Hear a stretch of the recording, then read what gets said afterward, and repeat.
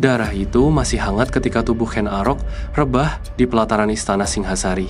Di tangan pembunuhnya Anusapati, anak tirinya sendiri menggigil sebilah keris Empu Gandring yang berkilau seperti mata dewa haus dendam. Kutukan itu selesai di sini, desis Anusapati. Tapi tidak, kutukan tak pernah selesai. Ia hanya berpindah, menunggu hati lain untuk menyala. Dan dari sanalah, kisah ini berputar mundur ke awal mula api yang menyalakan segalanya.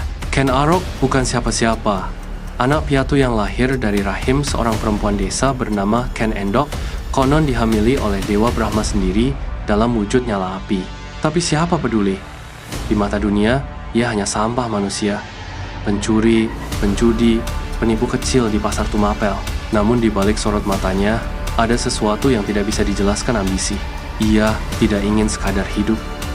Ia ingin memiliki dunia. Lalu takdir mempermainkannya. Ia melihat Ken Dedes. Perempuan itu turun dari keretanya di halaman istana.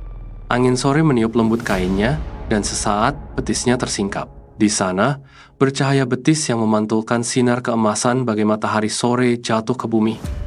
Arok terpaku. Dunia berhenti. Di dadanya, sesuatu meledak. Cahaya itu bukan milik manusia biasa, bisik hatinya. Perempuan itu adalah gerbang menuju tahta. Ken Dedes adalah istri Tunggul Ametung, penguasa Tumapel yang kejam dan congkak. Ia tak tersentuh, dan itulah yang membuat Arok semakin tergila-gila. Cinta dan ambisi bercampur menjadi racun di pikirannya. Ia mulai mengintai, menunggu, dan merangkai rencana setan. Untuk menumbangkan Tunggul Ametung, ia butuh alat, bukan sekadar senjata, tapi simbol kuasa. Maka ia mendatangi Empu Gandring, empu sakti pembuat keris yang konon bisa menanamkan takdir ke dalam logam. "Buatkan aku keris," kata Arok, "yang bisa mengubah dunia." "Bisa," jawab sang empu. "Tapi butuh waktu. Waktu. Itu hal yang paling dibenci Arok." Ia tidak menunggu.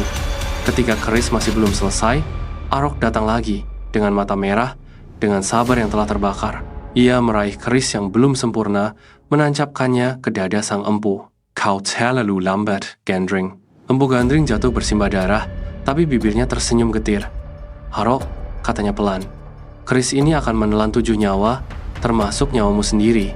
Kutukan pun lahir. Dan Arok hanya tertawa. Dengan kelicikan setan, Arok mulai mengatur bidak-bidaknya. Ia mencari Kebo Ijo, pengikut Tunggul Ametung yang sombong, suka pamer senjata. Kepada Kebo Ijo, ia memperlihatkan keris Empu Gandring tiruan, lalu berkata, "Lihat Ijo, senjata ini cocok untuk seorang pemberani sepertimu." Kebo Ijo, bodoh seperti lembu, segera membanggakan keris itu kemana-mana, berkata pada semua orang bahwa itu miliknya. Dan ketika malam turun, Arok menyelinap ke istana.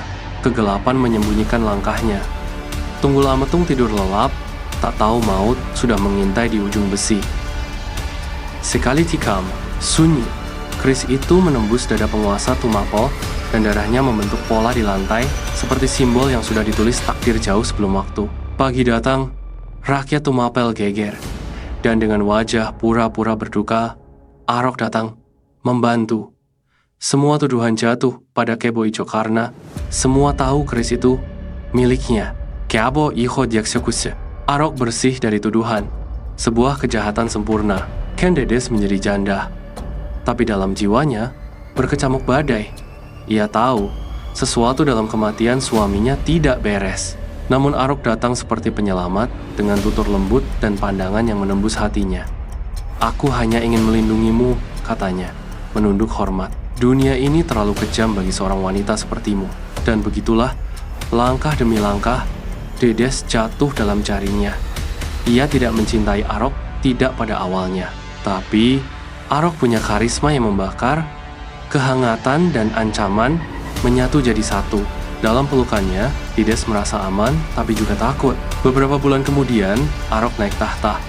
Ia menguasai Tumapel, lalu menundukkan Kediri. Ia mendirikan Singhasari, dengan Ken Dedes di sisinya sebagai permaisuri. Dunia bergetar. Anak piatu yang dulu dihina, kini jadi raja. Ia mendapatkan segalanya, kekuasaan, cinta, cahaya. Tapi di dalam matanya, api itu belum padam. Kekuasaan baginya bukan tujuan tapi candu. Dan candu selalu menuntut lebih banyak darah. Tahun-tahun berlalu. Dari rahim Ken Dedes, lahir anak-anak bangsawan. Salah satunya Anusapati, anak Tunggul Ametung, bukan Arok. Anusapati tumbuh dalam bayang-bayang. Ia selalu tahu ada sesuatu yang disembunyikan ibunya, dan ketika dewasa, rahasia itu terbuka. Ia tahu siapa pembunuh ayah kandungnya. Ia tahu senjata apa yang digunakan. Ia tahu di mana keris itu disembunyikan. Malam itu, Arok sedang menatap bintang dari singgasana. Tubuhnya renta, tapi matanya masih menyala seperti bara. Ketika Anusapati datang, ia tersenyum bangga. "Ah, anakku, kau pewaris darahku." Tapi Anusapati menjawab datar, "Bukan darahmu yang mengalir di tubuhku, ayah, tapi darah orang yang kau bunuh." Sebelum Arok sempat bergerak, keris Empu Gandring menembus dadanya. Untuk kedua kalinya, pilah itu meneguk darah raja. Di pelataran istana, tubuh Ken Arok jatuh. Matanya terbuka, menatap langit seolah menertawakan nasib. "Kutukan itu milikku selamanya," bisiknya sebelum nafas terakhir. Dunia terus berputar.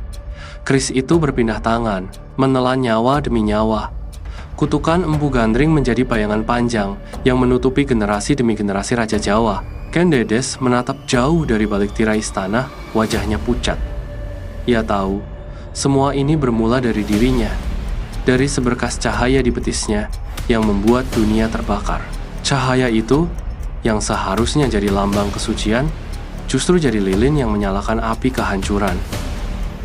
Apakah cinta hanya alasan bagi para lelaki untuk menyalakan perang? Pikirnya getir. Namun dari rahimnya, lahir garis keturunan para raja besar.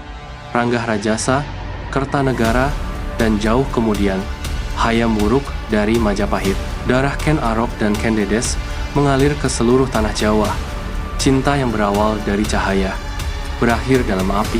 Dan begitulah legenda itu menutup lingkarannya.